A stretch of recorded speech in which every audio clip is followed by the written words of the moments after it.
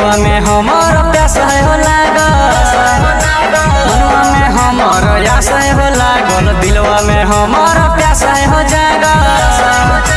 तबे न जइबो हम उनकर नगरिया ये राजा, तबे न जइबो हम उनकर नगरिया ये राजा।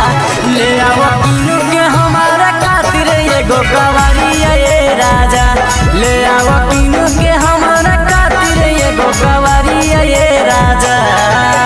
मनवा में हमर आस है हो जागल, दिलवा में हमर प्यास है हो लागल, मनवा में हमर आस है हो लागल, दिलवा में हमर प्यास है हो जागल।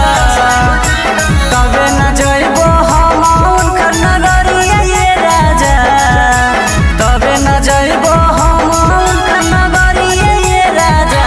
ले आओ किनु के हमारा खातिर एगो कवरिया ये राजा, ले आओ किनु के हमारा खातिर एगो कवरिया ये राजा। ले आओ किनु के हमारा खातिर एगो कवरिया ये राजा, कवरिया ये राजा। ले आओ किनु के हमारा खातिर एगो गाना जी जाके जल उठैबो पिया जी अपन कावर में, बोलबम बोलबम बोलत जइबो राजा हो पूरा डगर में।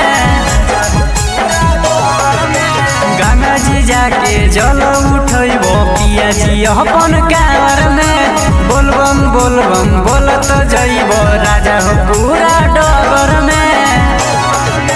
करियो ना तनी को हमारा खातिर फिक्रिया ये राजा, करियो ना तनी को हमारा खातिर फिक्रिया ये राजा।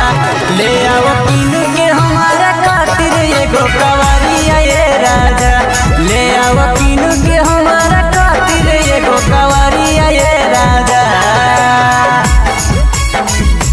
ले आओ किनु के हमारा खातिर एगो कवरिया ये राजा, कवरिया ये राजा। ले आओ किनु के हमारा खातिर एगो कवरिया ये राजा।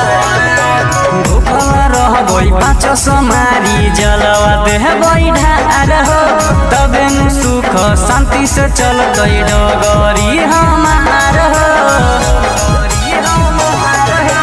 भूखल रहबै पाँच समारी जलवा देहबै ढार हो, तबे नु सुख शांति से चलतै डगरी हमार हो। रखिहन तनी गो छल कपट भितरिया ये राजा, रखिहन